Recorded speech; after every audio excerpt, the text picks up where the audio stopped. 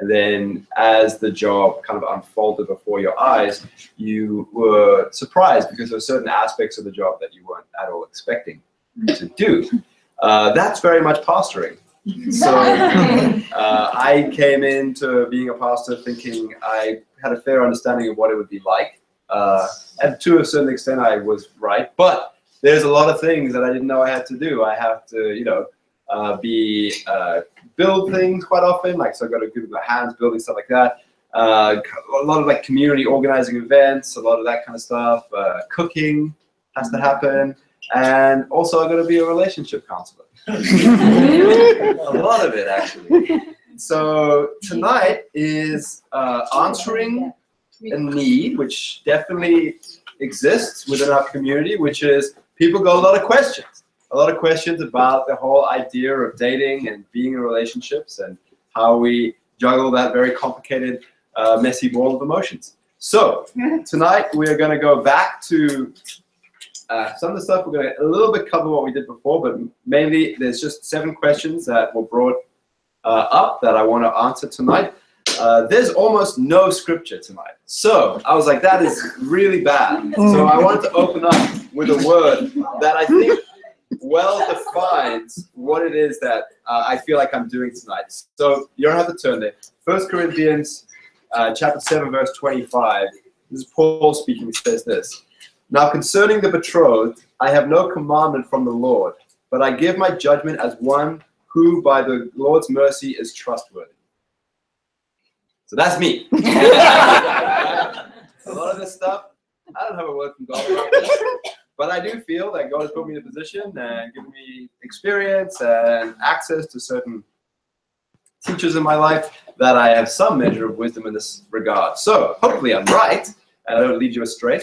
One thing you do find out is that as you go into the world of dating, and many of you are already there, it's messy. There's no really one right way to go about it. So something may work very well for one person and may crash and burn for another person. So don't take what I'm saying tonight as sort of the be-all and end-all of all advice, or like if I say something that you feel is not right for you, depending on what it is, you could probably find other types of advice out there. So if what comes tonight is not helpful, then please feel free to keep digging. There's a lot out there that you might find to be helpful to you as well.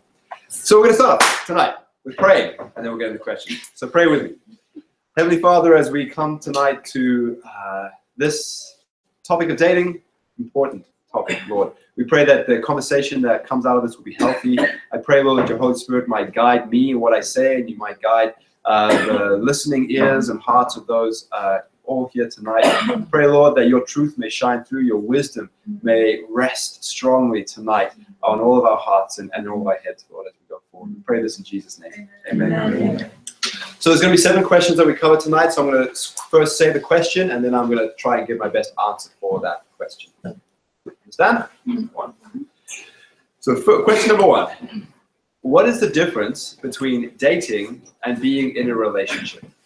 Now, this is word for word. Almost all these questions, I'm going to give you word for word what I was asked. What is the difference between dating and being in a relationship? Now, at one level, the difference is semantics. It's not a real difference that some people will call what that looks like as dating. Some people will call what that looks like being in a relationship. And so try not to take those terms too seriously. But I do want to use this as an opportunity to kind of expound upon something that I touched on in the first sermon. And that's what I think is this idea of almost sort of a 2-stage system of beginning a relationship with a person. So we're going to, for the sake of argument, call the first stage dating and the second stage being in a relationship, just for clarity's sake. So what I think is that when you are at a stage in your life where you feel like, I would like to be dating, I feel like I'm ready for that in my life, my friends think that of me too. They, you know, when I talk to them, they think, yeah, you seem to be ready for a relationship. When you're at that stage and then you start feeling a certain way about a certain person, you start like liking them. Man, I will never say that again. I felt dirty. Okay. When you start to have feelings for someone, or at least just have a crush on someone, and you would like to explore the possibility of dating them. I think what you could do is ask this person to join you in certain activities that would help you get to know each other better. At this stage, it's important to realize that no commitments are being formed, but there's a certain understanding that there's a curiosity about whether or not this could be turned into something, right? So I want to call this the discovery period, okay? So this is a period of discovery.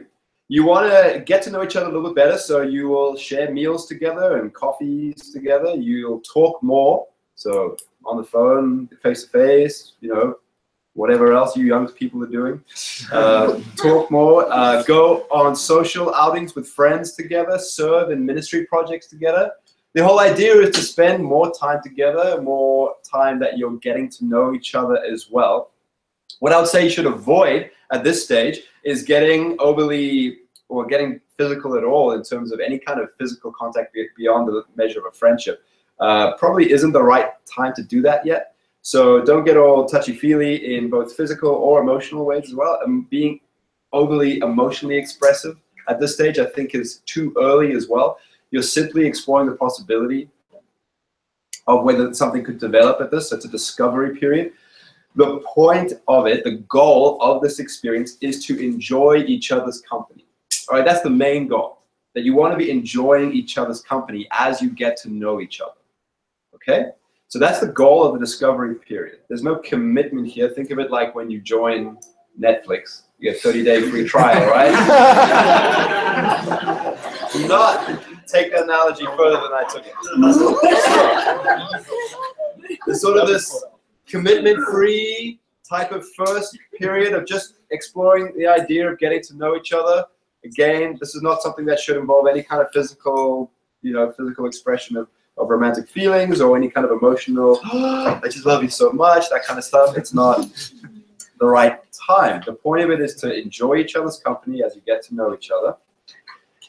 And it's important that you do this because as you do this, you're going to start to see the person in a different light. Or it's very likely you're going to start to see the person in a different light. Now, I mean that both potentially positively or potentially negatively as well.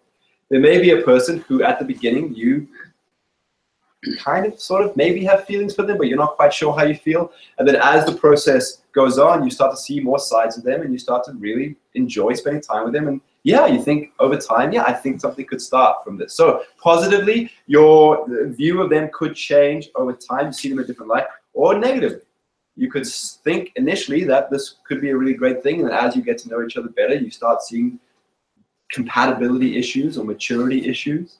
And you just think, well, no, I don't think it's the right time, or I don't think it's the right person. And so at this point, you call it quits. You just sort of step back from each other. Hopefully, no, feelings hurt, no real love lost. You can still remain friends at this point and just say, well, it's just not meant to be. Step back from each other. But if you find that it's a good thing, it's a good match, then you can step into being in a relationship. And I'm going to call this the deepening and testing period. Okay? So after the discovery period, you start expressing feelings and you agree to put a label on it, right? So now you're like, okay, well, let's define the commitment. What are we? Are we dating? Yes. Okay, boom. We're boyfriend and girlfriend. That's how it is. This is when you put a commitment to it. This is when we put a label to it. This is what we are calling it. This is when we start kind of introducing this person to my family and to my friend groups and doing coupley activities together, like praying together and doing Bible studies together. And I know that's not what you think of when you say coupley. It's church, okay? You start sharing different aspects of your life together in terms of the struggles that you're going through, investing into each other at deeper levels. You're going to be deepening the relationship you have, and it's also a period of testing. So you want to see this person when they're stressed out. You want to see them when they're angry or tired or hungry. You want to see them when they're at their vulnerable points so that you understand the kind of person they are. This is, as that kind of progresses, you're going to start talking about the future of the relationship. Do it kind of, I wouldn't say on a regular basis, but make sure you understand as your feelings develop that you're communicating with that to another person. You know, and you have an idea of perhaps timeline as it goes down the track. Now, this is not an engagement. I don't want it to replace what an engagement is. It's still a period of testing. So if you find that as it develops, it's not the right person, it's far better to break up now than later, right? Like as it deepens, as the testing period goes on, you see something that you think, this is a warning sign for me, this is a red flag. Either I'm not ready for this or this person is not right for me. This is that's the right time to break up. The later it goes, the harder it becomes as well. The goal is to build a romantic relationship through deepening experiences and mutual opening of lives. The goal is also to test to see if the person is compatible and mature. Okay? So you're looking for maturity within a person, spiritual maturity, emotional maturity. You're also looking for compatibility with a person as well. All right, and then just to cap it off, I want to talk about what I think the purpose of engagement is. So let's say it goes really well, so you get engaged. Engagement then has a certain deepening and testing period, but it's also a preparation for marriage. So you're doing things that are very much preparing you for marriage, and that's what that period's for. So you're restructuring your lives. You are going through premarital counseling, and you're setting new goals for yourselves as couples. Okay, that's in a nutshell what I think engagement period is supposed to be used for as well. So that, I think, hopefully is defined better what I think the difference between dating relationship or dating and being in a relationship is. Two stages, both with different goals. One comes after the other. That's that. Okay, if you have any questions, save them for your small groups. They're much cleverer than I am. All right, so question number 2. Now, this is one that was asked to me personally. So what is the most important part of your marital relationship that you thought would be the least important part? Understand the question? Something that going in, I didn't think would be very important, that ended up being very important. Okay? So they asked about my relationship in particular. So 2 things jumped out for me, and I asked Debbie, and 2 different things jumped out for her. So I'll do the 2 things that jumped out for me. The first thing that jumped out for me is I didn't really realize how much my spiritual walk would impact my relationship with God. So though cognitively I understand why that's the case, and I probably would have said, yeah, of course, beforehand, I didn't really understand the depth of that until I was married. And so what I mean by that is when I am really actively pursuing God in my life through quiet time and through prayer and through the spiritual disciplines that we try as Christians, when I was doing that actively, I was a better husband as a result. And it wasn't like I was studying the Bible to find out how to be a better husband. I was studying the Bible to simply know God and to obey Him. But I became a better husband as a result. And when I'm not doing that, I become a worse husband as a result. So that to me was something that I understood to be extremely important. The second thing that I think is very important is that you continue on the really cheesy romantic stuff. Okay? So I'm fairly romantic by nature. But so beforehand in the sort of dating and the engagement period, I would often do things like, little gifts here and there and surprises and different stuff like romantic stuff like that. It's very, very easy to let that slip when you're in a marriage. It's very easy to just fall into a kind of a status quo type of thing where you stop trying to be surprising. You stop trying to be, overly romantic towards, in my case, your wife, So, but when you do that, the quality of the relationship certainly does suffer as a result. You need to keep going on date nights. You need to keep surprising her with gifts or doing silly things that make her laugh. Those types of things. It didn't surprise me in terms of importance, but it surprised me in terms of how easy it is to let it go. And even me, who I still think I'm fairly romantic by nature, it's very easy for me to let go of those things if I'm not paying attention, I'm not working at it. So take that if you'd like. As that. It's very easy to see the significance of it, but it's very easy to let it go if you're not paying attention as well. So stay cheesy, everyone. When I asked my wife this question, the 2 things that stood up for her, she said one thing that she didn't think that would be very important, which ended up being very important, was the relationship that I have with her family and the relationship that she has with my family. So familial relationships outside of the marriage itself are very important to the health of the marriage. I think that's absolutely true, and she has a very good point. Not all of us are blessed to have good relationships with our families, but those who are, make sure that when you're married, you keep that up and you make sure your spouse is engaged with your family. The second thing that she pointed out was communication. You guys really do need to talk a lot about everything. Bruno was saying this today as well, how much he and his wife, he learned how much he needs to be a good listener. Communication is key to a marriage. Huge, huge thing. So keep talking. Talk a lot. All right? So that's that. All right. We're blowing through it all. Okay. Here's one. Why are there not more people dating at CU20? I'll say it again. Why aren't there more people dating at CU20? Yes, someone asked me that question. But it's good. I'm going to answer it. So there are, I want to point out a couple things that I think are unique to CU20 as a ministry and as a community, and then a couple things which obviously contribute to this factor. And then there are a couple that I think are general trends that are sort of just part of the difficulty of dating in this modern climate. So I'll start with the ones that are particular to CU20. CU20, you will definitely find, is made up of the bulk of the people who come here are in a transitory stage of life. That they are only in Montreal for a short period of time, or that they are going through something in their life right now, which is very much a means to an end. They're doing something that's putting them on track to something else. So you'll find a lot of people in CU20 that are in some period of transition. And that means that if you're in transition, you're not looking to settle down. You're not looking to date someone at this point because you have other priorities and you don't know where your life is going to end up, or you do know where your life's going to end up and you don't want to have a connection at this point when you want to reach that point. Make sense? That's the first thing I think is a factor. The second is that a lot of the students are McGill students. And McGill students have a tendency to be fixated on their studies. That they don't have time for other things in their life. McGill is one of the most prestigious universities in all the world. It's definitely the most prestigious university in Canada. So it makes sense that those people who get in are people who are very, very serious and academically minded. So if you've already achieved that fairly lofty goal of being in McGill, you're going to take it seriously, and you're not going to really feel like you have time for a relationship. I see that a lot of the students I speak to say that to me as well. Thirdly, that People's Church, generally speaking, and CU20 in particular, tends to have a revolving door of people coming in and out, in and out. If you come to most churches around the world, if you go there 1 year and then you don't go again for another year, and you just get 1 year later you go again, you'll see generally the same people year to year. But People's Church is not the case.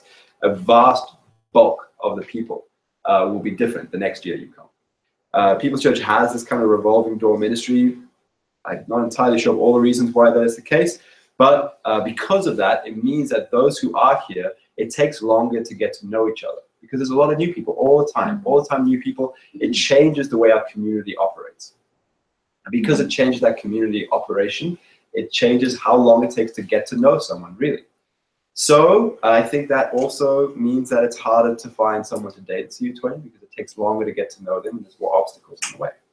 That's something that I think is unique to CU20, but there are general trends that I want to point out too.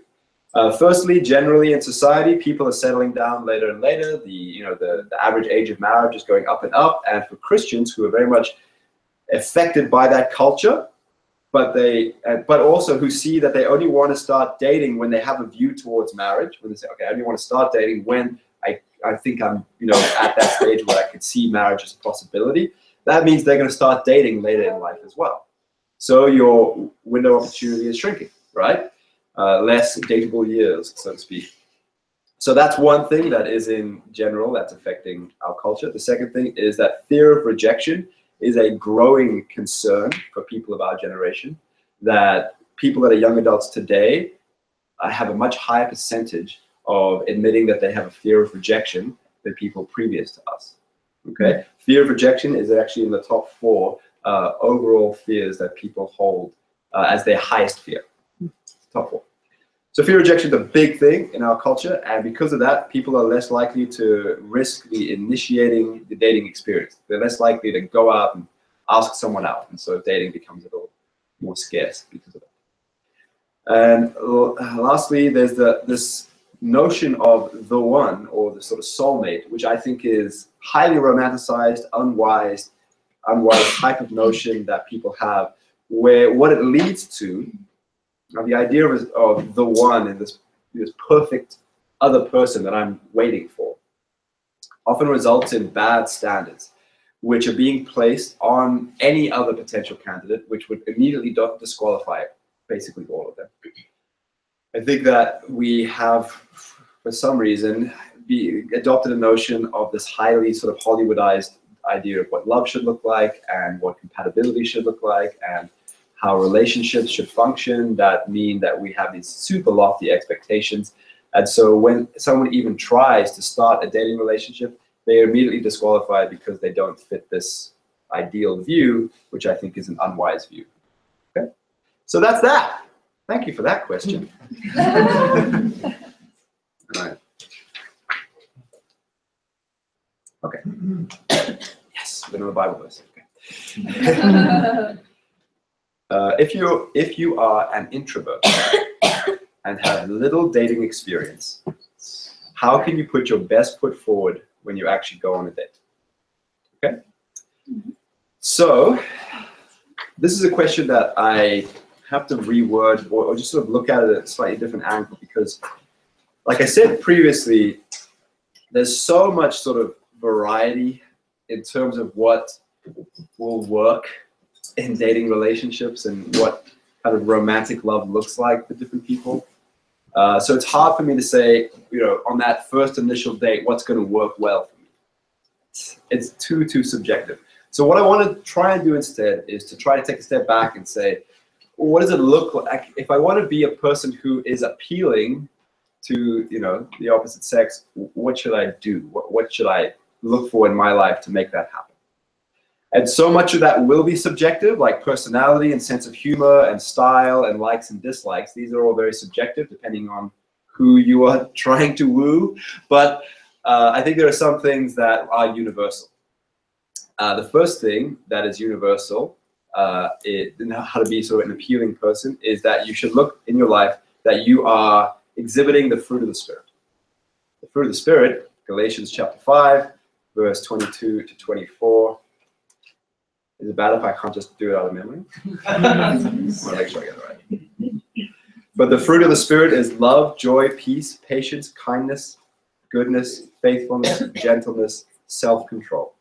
Against such things there is no law. Read it again. Love, joy, peace, patience, kindness, goodness, faithfulness, gentleness, self-control. Against such things there is no law. In the same way as in against such things there is no law, I would say against such things there is no downside. There is no person who's not going to like those things being in your life. And if this person is like, oh, he's too kind, it's probably not a mature thing to say. All right. So I don't think that you'll find a person for whom that is not attractive to have these types of qualities in your life. It obviously comes from being a maturing Christian. So do that, work at your spiritual maturity. As you grow in that, I think that you will be attractive to the right people as you go about doing that. Secondly, be comfortable in your own skin. I think confidence speaks volumes to people. And I don't mean confidence, because the premise of the question is introverted, right? So someone who's by nature shy. I've met people who are definitely shy, but are totally at peace with who they are. They're not trying to be anybody else.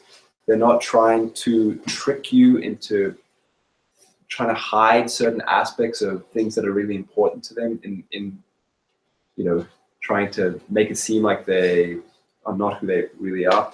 So being comfortable in your own skin is a great thing. I think it comes through if you're fake or if you're trying really hard to be something you're not.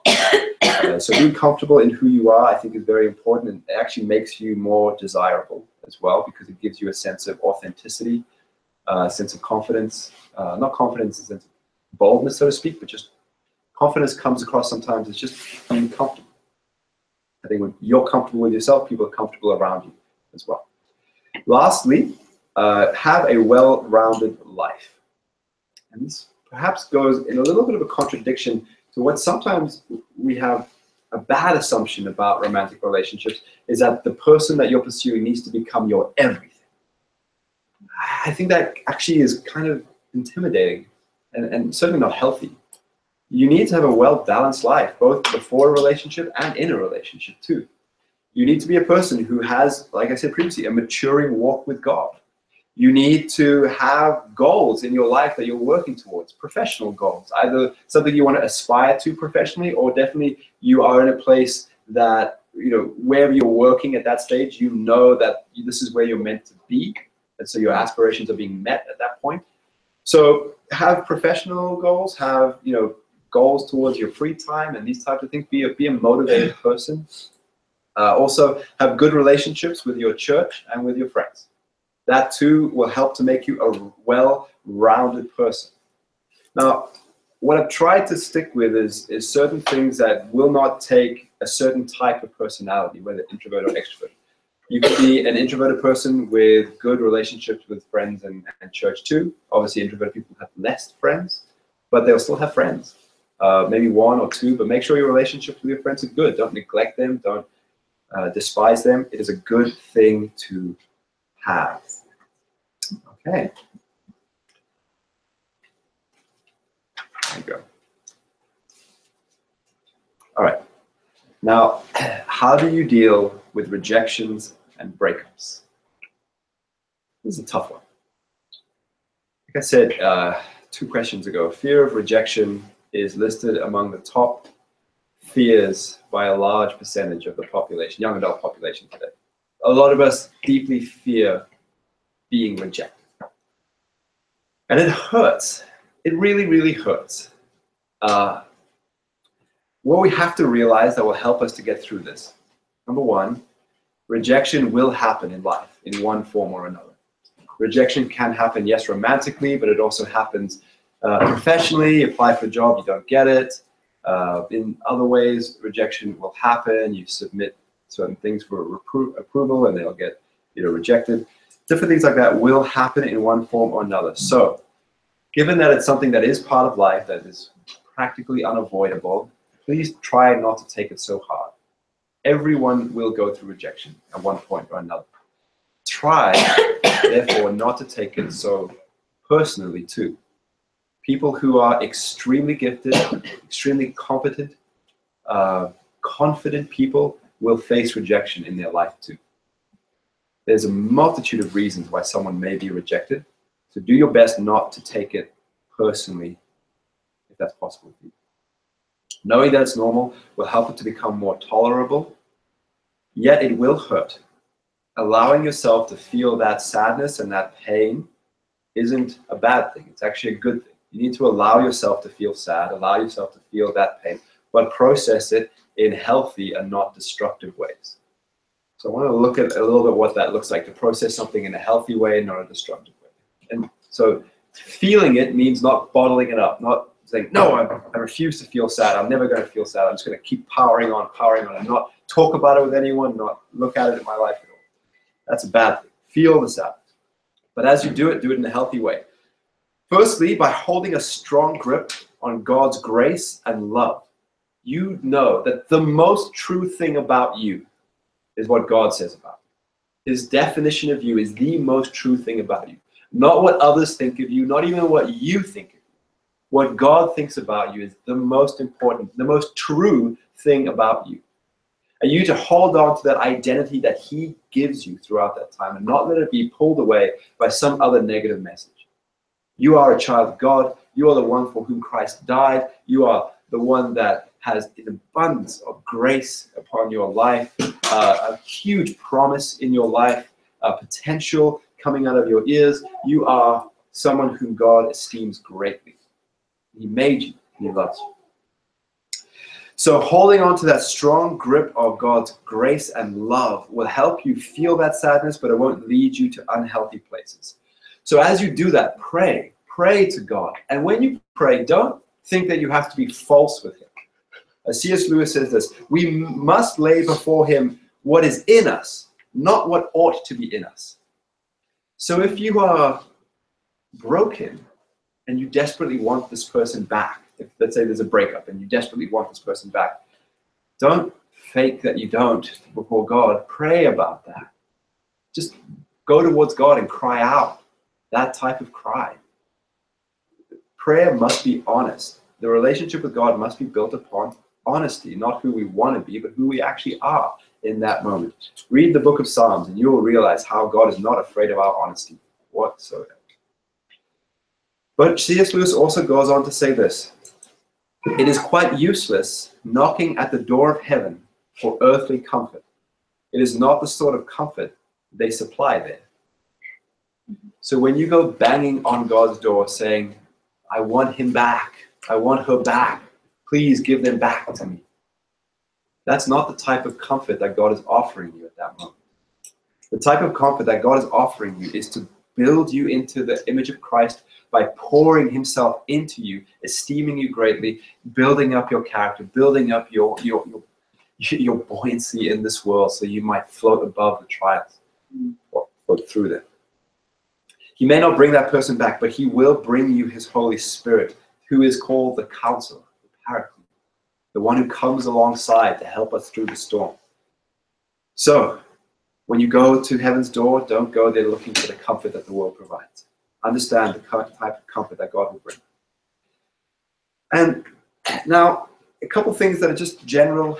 You don't have to be Christian to believe this or to practice this. You must decide to be happy. All right?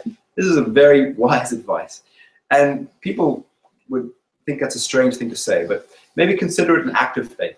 The same way that you decide to act in faith, decide that God would want me to continue to experience joy in this world, to continue to have hope in this world, to continue to be optimistic about what the future holds, because he is still in charge. Decide to be happy. Consider an act of faith. Do not allow anger, shame, pity, these types of things to master your feelings. You feel them, but you can decide to not let them control your life. Sometimes you're angry because you want to be angry. You feel that it's the right thing to be angry in this moment. Sometimes you're sad because you just can't. You think that to be sad is somehow punishment, or if you decide to not be sad anymore, it means that the love you felt was never real. That's not true. That's not healthy. You have to decide to get over, to move on, to be happy again. To do this will take work. To achieve it will take strength, and it will take healthy skills as well. Skills like communication, skills like self-reflection as well. So good tips would be talk through your feelings with another person that you trust. Talking helps so much. Just talk. Just tell them how you're feeling. Also, journaling can be extremely helpful too. Write down how you're feeling, daily basis. Talk about your day. Don't bottle up your emotions. Instead, if you find that they're overwhelming in your life and you can't really function throughout the day, then don't say, well, I'm just not going to feel them at all. Say, okay, I'm going to feel them, but I'm only, and this sounds weird, but it really works. So say, okay, I'm going to get through my day, and then when I get, maybe home at night from 7 p.m. until 8 p.m., I'm going to sit in my room and I'm going to allow myself to be sad. I'm going to allow myself to cry and to be angry and hit a pillow or do something. I would allow myself 1 hour to do that, and then I'm going to stop. Having a release valve, pressure valve helps. I know it sounds weird, but it does help to do that. Okay, with breakups, it's important. I'm going to move quicker. With breakups, it's important to act. With breakups, it's important to cut off contact with that ex as much as it's possible. All right, so if you just broke up with someone, don't talk to them anymore, okay? You may not want to, and okay, that's great. But if you really want to, don't, all right? It doesn't help. Just trust me. Now, avoid making big decisions when you're going through grief and loss and heartbreak. Don't make big decisions. Don't go shave your head or like quit your job or do something crazy like that. Like just wait. Wait for that, okay? And lastly, develop and rely on the friendships you have and on your church relationships, okay? Pour yourself into the lives of others. Don't become so self-focused that you start neglecting your friends and start neglecting the other aspects of your life. Do things, go out, change your scenery, do things like that. It helps. If you are currently or you have had problems with rejections and breakups in the past, I want to tell you, just take courage, okay? Rejection is evidence that you are pushing your boundaries forward. Risk is good. It's good to risk. Sometimes it'll end in disaster, but hey man, at least you tried. Trying is good. Trying is helpful in this world. So risk is good, so I'm proud of you, okay? Secondly, learn from the pain. In time, reflect upon what happened, what went wrong, understand it, and grow. That's the great glory of the way that God uses pain in our life, is that can form us and shape us into something that we weren't before, into better than we were before. So learn from the pain. It can be useful to you. And lastly, remember that this too will pass. When you go through horrible emotional times, it feels like this is the way it will always be. That's not the case. It's actually, but in the very nature of emotions, that they cannot be sustained for a long period of time. So that intensity of emotion that you're feeling, and this is why it's important that you don't make big life decisions because when you're feeling really positive emotions too. But when you're feeling very, very negative emotions, remember this too will pass. You will get through this difficult period because that type of intensity will fade over time. I promise you, it will fade. All right. Next up, we have Mr. Chanfi. Can I take your baby? And you want to come? No, I want the baby. All right. Stefan's going to come up and answer the next questions. All right. I wanted to bring a little variety in the topic today. Oh boy.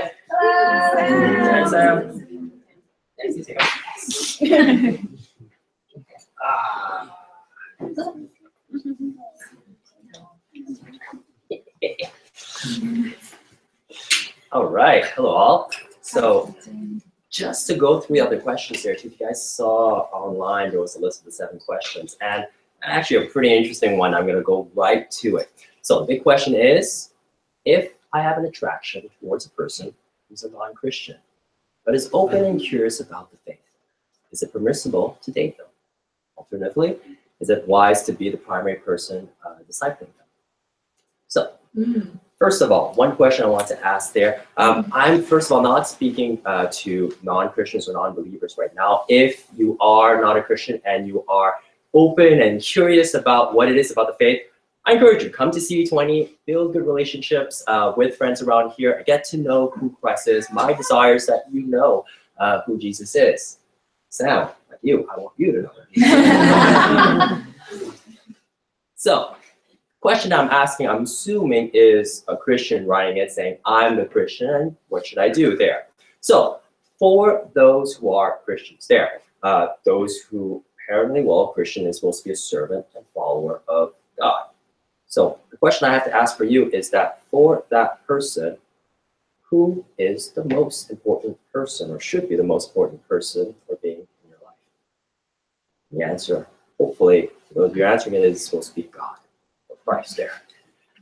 Obvious answer. That was an easy one. Second one I want to ask you there is that knowing that, then what is your primary role as a Christian? Now, you could read throughout the whole Bible there, but essentially it is that core passage that we see to love God, really to love Him all your heart, soul, mind, and strength. And by doing that, how we do it, we want to glorify Him. 1 Corinthians chapter 10, verse 31 says that whatever you do, do it all for the glory of God. Now, choosing that spouse, technically, like I said, we're talking about dating, and I'm not saying that the first person you date, I'm going to marry you. That's not what I'm saying. Please don't do that. But if you are dating or interested in dating that person, yes, the intention is that there is an option, and I hope that marriage is something that we're looking for. And I encourage that too as well in a right relationship there. So when you're dating the person, let's say you're going to marry the person, but there is that option that I am gonna marry that person. And choosing that spouse is the second most important decision in your life, second to choosing which God I worship, who is your God. So let me repeat that again. Choosing your spouse is the second most important decision in your life after choosing who is your God. Again, we're saying dating leads to marriage, and if that is the second most important decision in our life, remember it says, all that you do, glorify God. In that decision, how does it glorify God?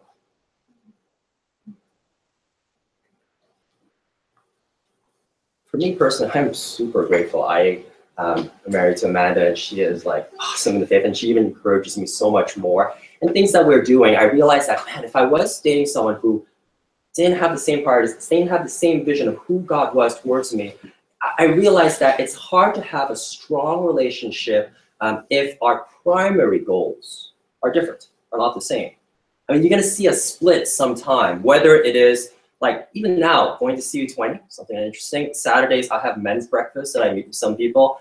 Sundays, go to church, have some Bible studies once a week, or once a month there. Mondays, Tuesdays, sometimes I have business meetings really late, even before I to church. Pretty much every day, there's something related about what to do with God, Bible readings, and all that. And there's gonna be a certain part, splits and troubles that's gonna happen. Even my boy, if I want him to go to church, I want him to go to one and memorize those verses, I have to take him away Friday nights, for example, Saturdays to meet up. And there's a lot of things that sometimes, if the mom might say, no, I want to keep the kid. What's going on? Prayer time together. We talk about in Proverbs 27 that sharpen, iron sharpen. So it's one man sharpen another.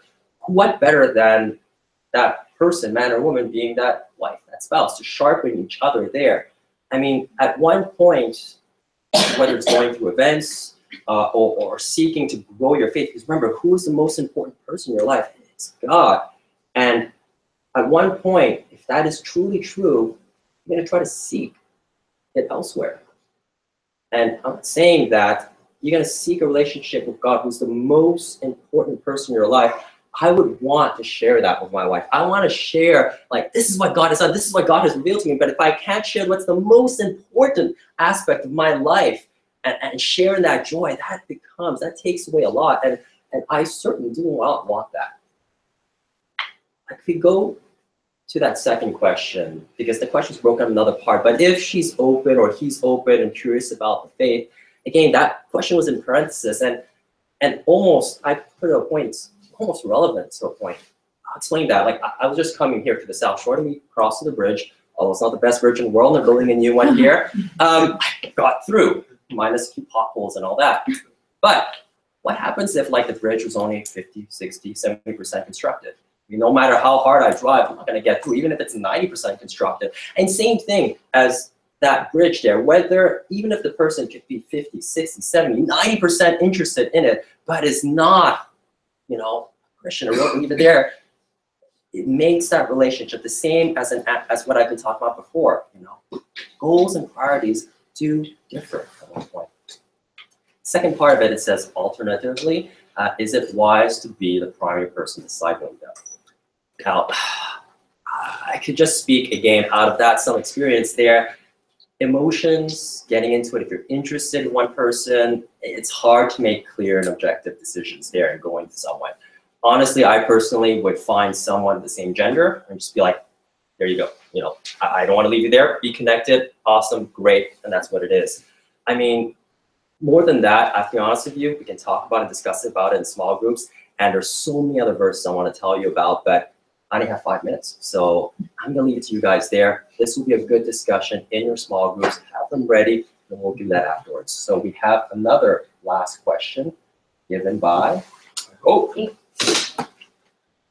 that helped. Thank you.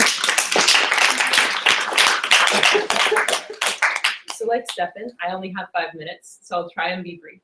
The question that I was given was, if I'm unhappy and lonely being single and want to find a partner, what can I do to find contentment in my life until that happens? So this wasn't a question asking, okay, how do I find that person?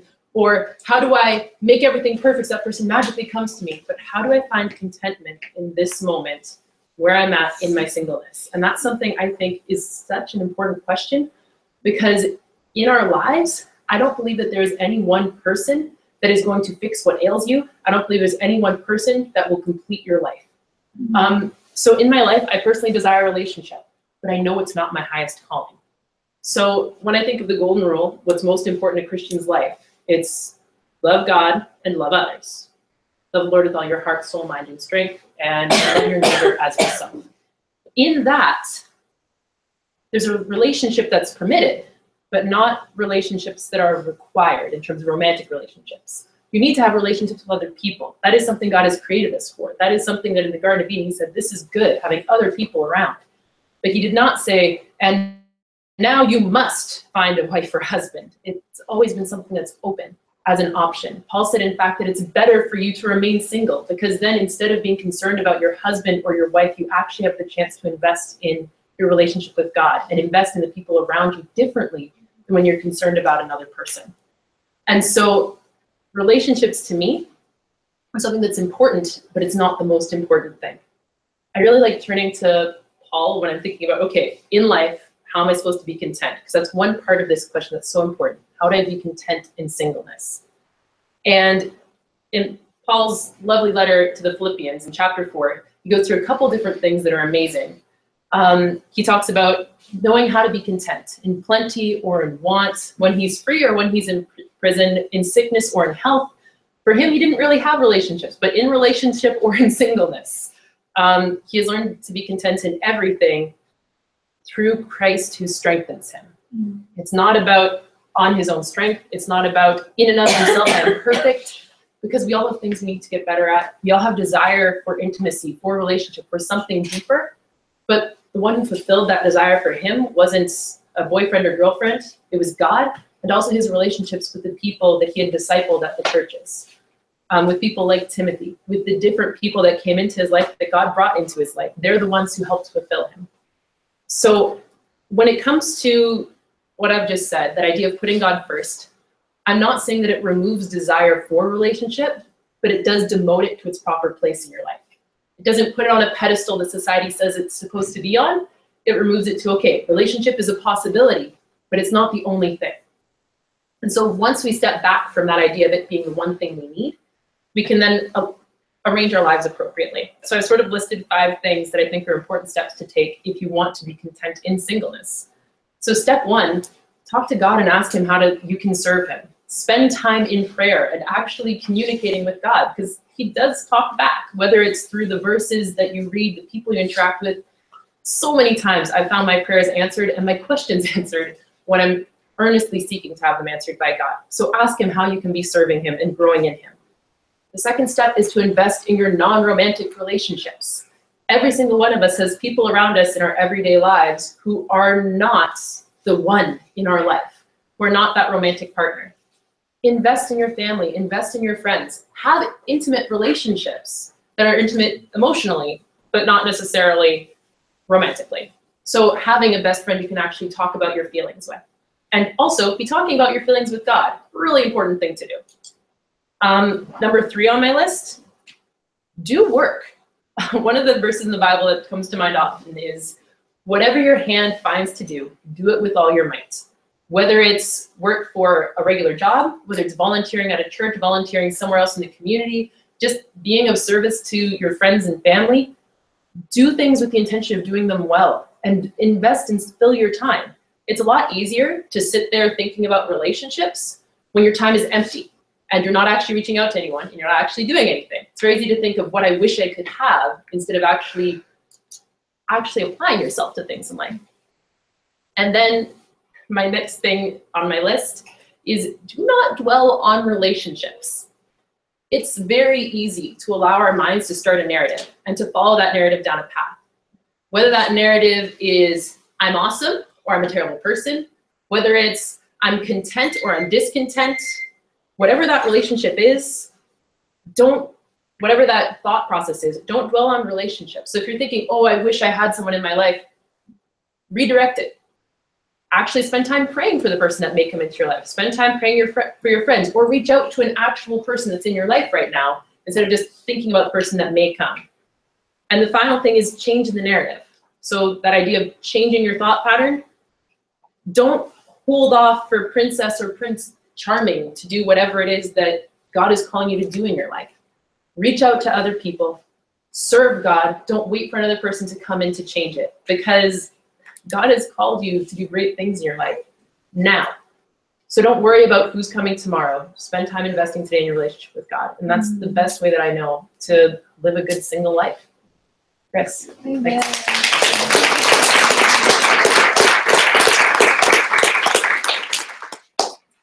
That is the end.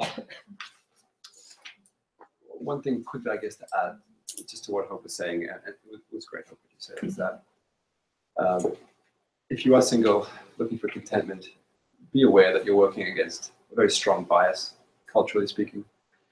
Paul, when he writes his actually pretty crazy words in 1 Corinthians chapter 7, talking about how good it is to be single and desirable it is to be single. We're speaking it into a culture which very, very much thought that if you are not married, something is wrong.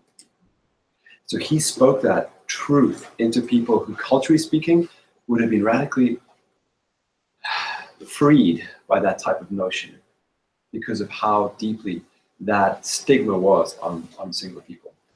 You too come from a culture that still values coupling over singlehood, seeing, yes, less so than they did, but still sees singlehood as something of a curse rather than a gift. You're going to be affected by that. You're going to feel the stigma of that follow you from time to time. And it's going to be a hard battle from time to time to push that out. I believe that even if you are gifted to be single for the rest of your life, you're still going to feel that stigma because it comes from culture. And culture is something that we often have to overcome as we instead replace the narrative with something that is godly. Sadly, that exists in the church too. So as a church, we want to be a place that is very, very hospitable and welcoming and celebrating of all people in all different stages of life and all giftedness. It comes out badly sometimes. It doesn't come out sometimes. Sometimes you'll feel lonely in the church, and ministries you'll feel like won't really cater to you and things like that. We're learning and growing too.